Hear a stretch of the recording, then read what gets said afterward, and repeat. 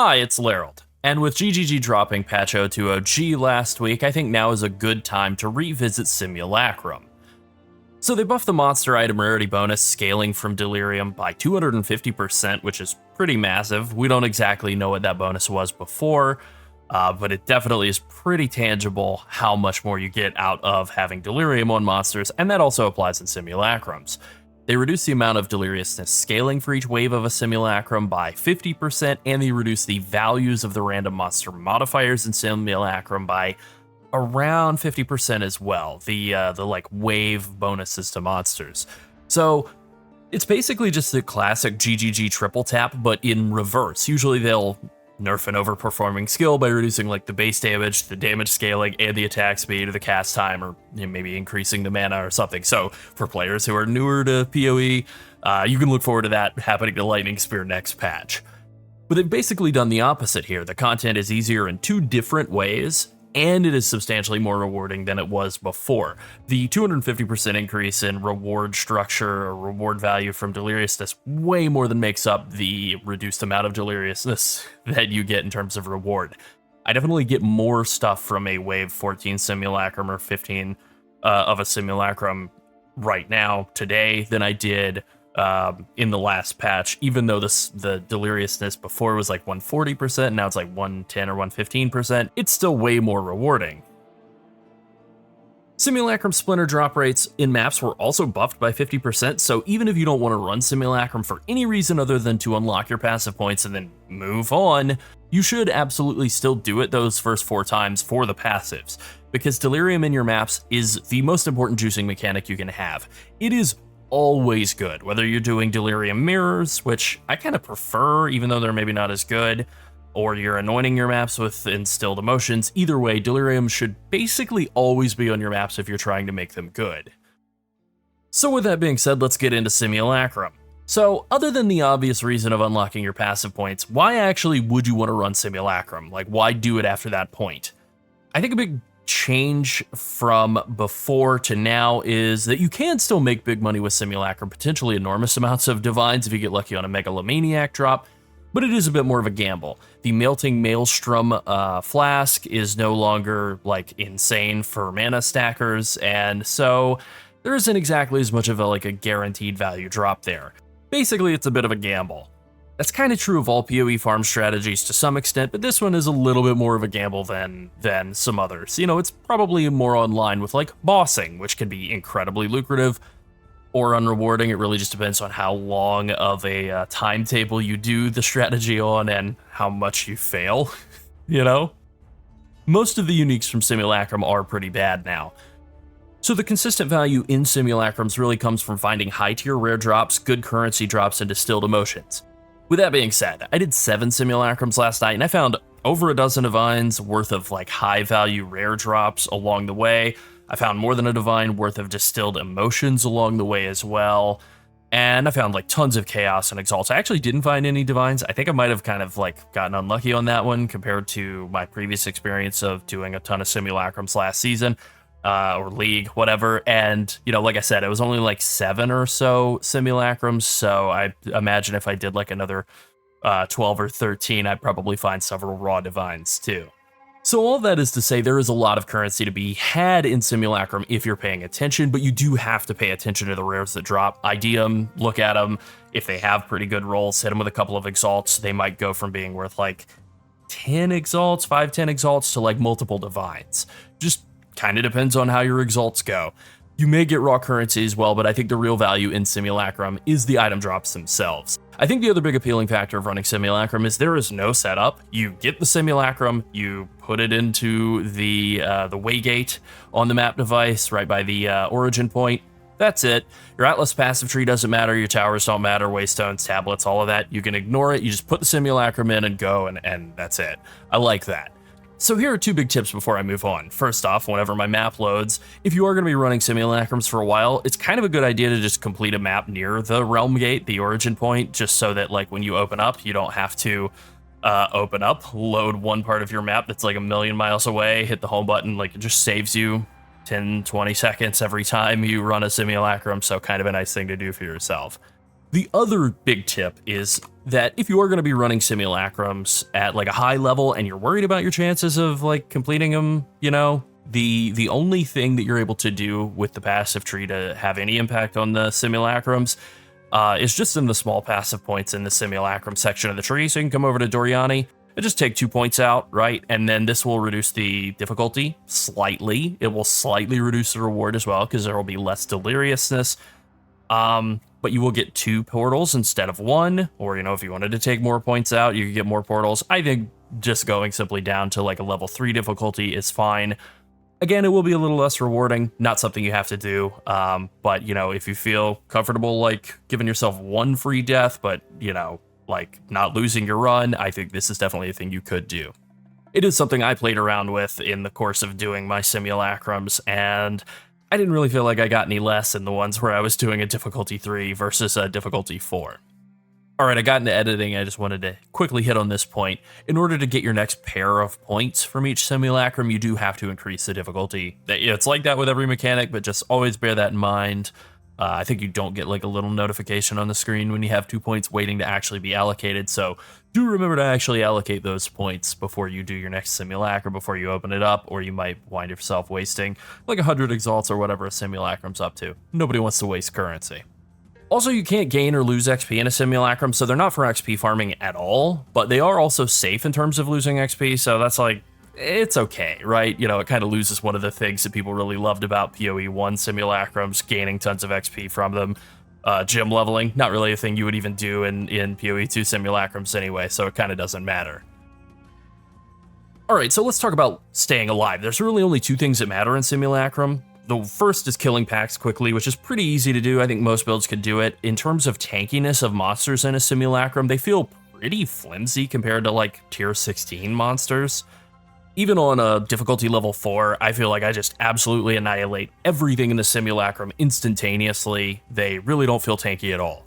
So damage isn't that big of a deal. Instead, staying alive. That's the real big challenge of simulacrum, especially if you are doing them on difficulty level 4, where you have zero deaths.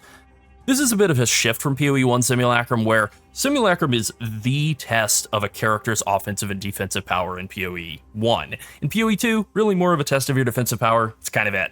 I don't feel challenged offensively in Simulacrums at all in PoE 2, but the defensive challenge is way higher than it is in any other pinnacle content in PoE 2, in my opinion. So I think there are 4 main dangers in Simulacrum. That's mostly what I'm going to be focusing on, right? It's just defense.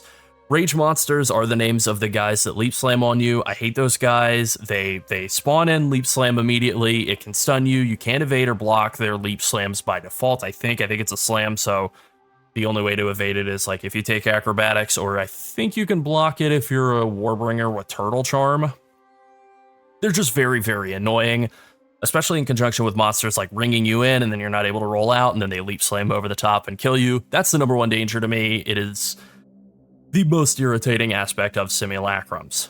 The way I deal with those monsters and with pretty much everything in Simulacrum is I run in circles the entire time. This absolutely works for 14 of the 15 waves of Simulacrum. But then there's that one wave where you have to deal with danger number 2, the hallway of death. So right now Simulacrum is based on Act 1 areas only, and each Simulacrum has like 7 rooms. You do some waves in a room, then you move on to the next and repeat. Most of the rooms are all pretty similar to each other. They're big squares or rectangles with plenty of space to move around in them, and enemies will spawn around the edges of the room. Nice and simple. Then around wave 10, usually it's like somewhere between like 8 and 12, but generally about 10 or 11, you will wind up in a very cramped, narrow hallway. It's a little bit like a bow tie, kind of pinched in the middle slightly. I call it the hallway of death. My tip for this place is just to try and run in tighter circles in one half of the hallway of death, like very, very little circles. And if I feel like my side that I'm on is getting crowded, then I'll try and switch to the other side and continue whirling around in circles over there instead.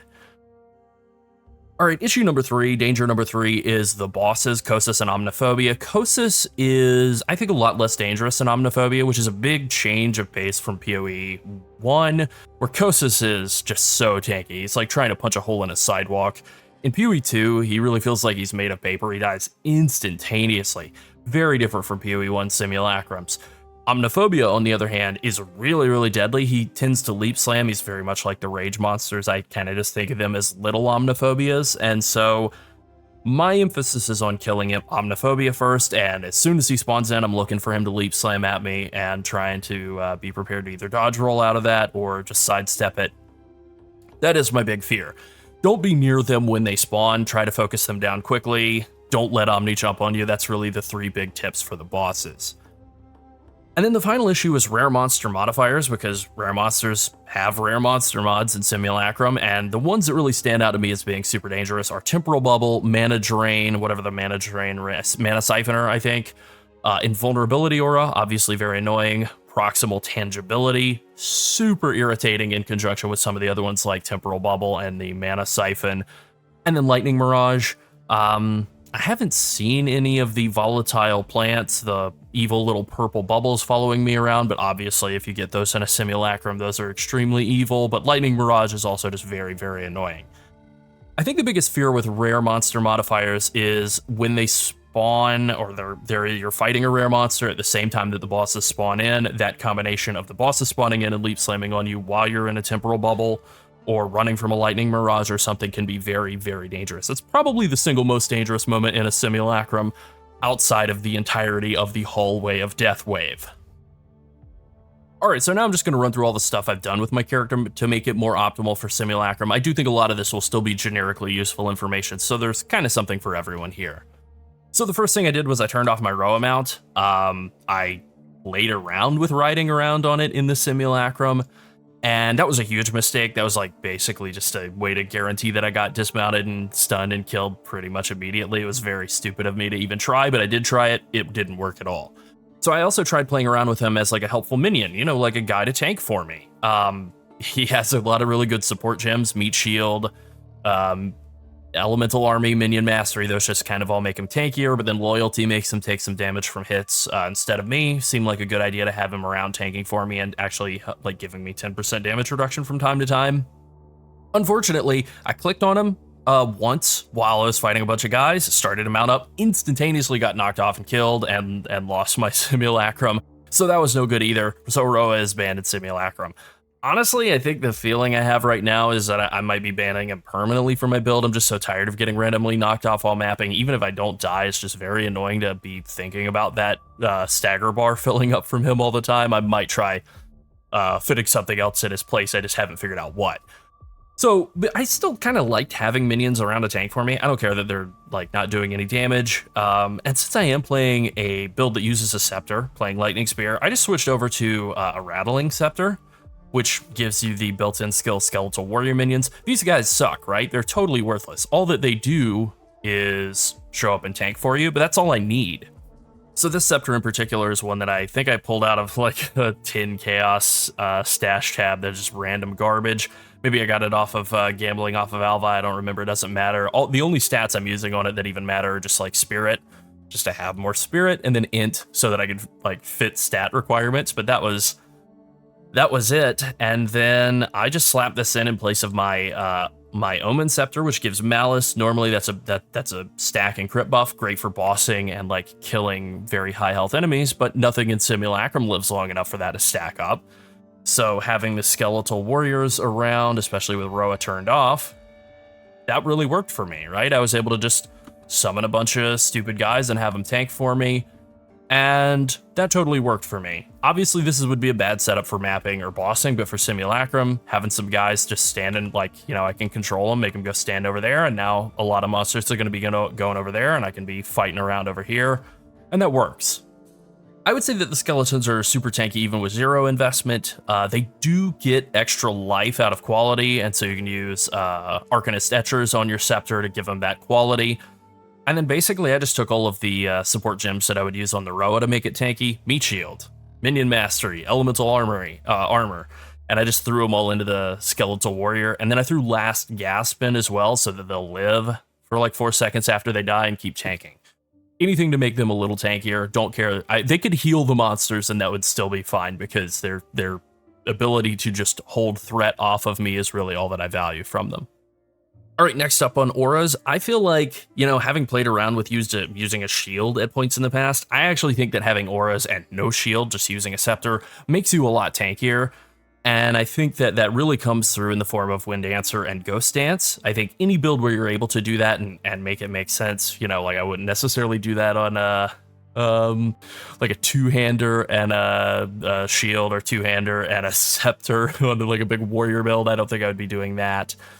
But for any of these speeder builds, I think running Wind Dancer and Ghost Dance through using a scepter just makes a lot of sense. Wind Dancer, not only does it give you a lot of evasion rating, which does help with defenses, but it also reactively hits enemies. So if you're playing an attack build and you could fit Wind Dancer in at all, it's a free reactive like clear skill essentially, and it does combo nicely with Herald of Thunder, where it'll just kill a lot of enemies, trigger those heralds, do a lot of clearing for you, which is great. Ghost Dance also just gives you a really good recovery bonus if you are stacking evasion, which I am. Now, there is a bug with it. I've seen some people report that this is maybe still existing in the current patch. So if you feel like it's not working, you're getting hit and you're not getting any energy shield back at all, classic computer repair issue. Just turn it off and back on again, or maybe take it out, put it back in, and that seems to fix it. As always, you want to use fast forward with Ghost Dance because that'll make the recharge time go down pretty substantially. Cuts almost a full second off of that recharge time. So that's another way to get like a lot of extra regen.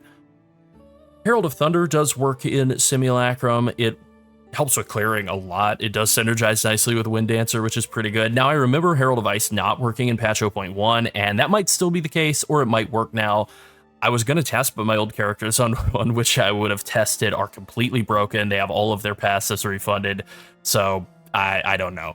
But I know Herald of Thunder works. More people use Herald of Thunder than like any other skill in the game anyway, so that's fine. On-kill effects also all trigger, so things like cannibalism in a aura setup will work.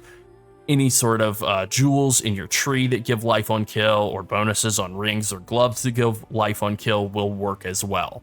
I could be wrong, but I remember those not working before, so it's really good that those are working now. So investing more into life and mana on kill is also really good in Simulacrum because you're killing enemies pretty much constantly, and the main defensive layers you need in Simulacrum are more effective health, more stun threshold, and more recovery. Getting more life on kill is, I mean, that basically is the last of those three things that you want. And on that note, more energy shield, more stun threshold, and life on kill are all bonuses you can get from rare jewels, so getting some super defensive rare jewels and shoving those into your tree, even at the loss of like some crit bonus jewels, I think is probably a good idea, because the damage requirements of Simulacrum just aren't that high. All right, one thing that I changed with my active skills was I actually use martial tempo in my lightning spear setup, and that's because previously I'd been using deliberation, the skill that makes you move slower and gives you a massive damage bonus, because on the Roa it doesn't matter, but like we can show off, here's how fast I move while using deliberation and throwing lightning spears. Terrible, right? I'm basically standing still. So if I take that out and I put in like martial tempo, by comparison, you know, the move speed is quite a bit faster, but more importantly, the skills actually come out quicker. So I would say if you're playing a build where you're attacking or casting, right, and you're not using martial tempo or arcane tempo, I would put that into your main skill link, even if it normally doesn't make sense, just so you can get those hits out a little bit quicker and not get killed. Now, if you're already using them, then I think it's still a good idea to continue doing that, but I think slipping like mobility in there on your main link, even at the loss of some damage, just to be able to move and attack more quickly. Again, if it's something that makes sense, you know, I wouldn't necessarily do that as like a mace build, but for pretty much any other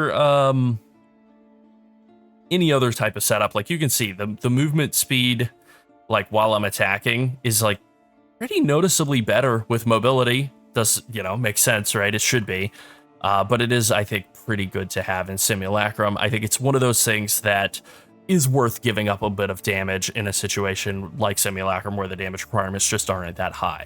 Next on the list, Olroth's Resolve. This is a simple flask. It comes from Expedition, from logbooks, the boss in logbooks, Olroth, obviously. It is a simple flask. It gives you a shield based on the overhealing. You can press it. I think I need to, yeah, there we go. I can press the button and it gives me like a 1264 shield. Pretty cool. So it is extra absorb, and it's pretty much always full on charges because you're killing monsters so quickly. Like it eats 20 to 25-ish charges per use. So it's a little on the expensive side, but you're pretty much at full all the time in the Simulacrum. So that's not a big deal. Now it is expensive. It's like 9 to 10 divines for a life flask. But it is an awesome investment in your defenses if you want to spend that currency on it. It is something that will like hold value. Presumably, I don't think that value is going to fall out. The bottom is going to fall out of that value. You know, this is part of the reason, probably the main reason why expedition logbooks are still so expensive. They've actually gone up in price, even as they've become easier to farm, because people want this life flask. It's really, really good.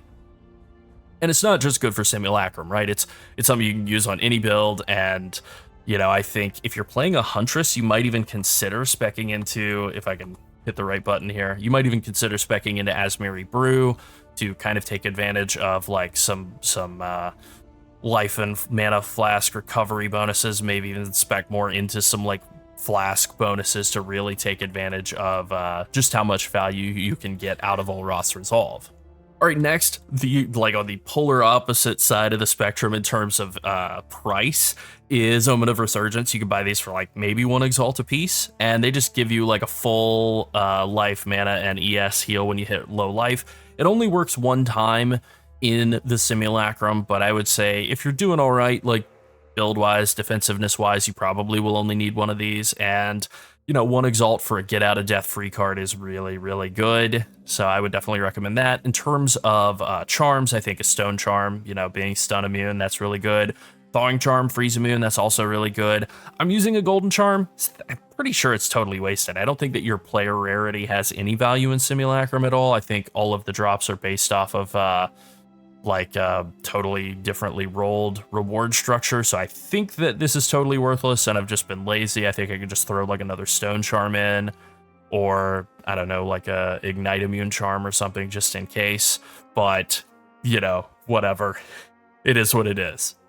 And then the final tip I kind of want to mention is that all the rooms in Simulacrum have walls. So if you're playing a build like Lightning Spear, or maybe like Lightning Arrow, where you can chain your skills off of the walls, you have like built-in projectile chaining, you can intentionally throw skills at the walls instead of enemies that are moving around quickly, and they're like kind of hard to hit, and the game will auto-aim for you. I do this a lot, actually, and the fact that there are so many walls all around you in the Simulacrum makes it a really effective strategy for clearing big packs before they get a chance to swarm you. Alright, so I think that's pretty much it. I know there are some builds that could probably be really good Simulacrum farmers, like just off the top of the dome. I think I already mentioned Warbringer with like Turtle Charm and maybe like Svalin's Lucky Block. That could be something that's really good. I think a Lich build seem like they could be really good.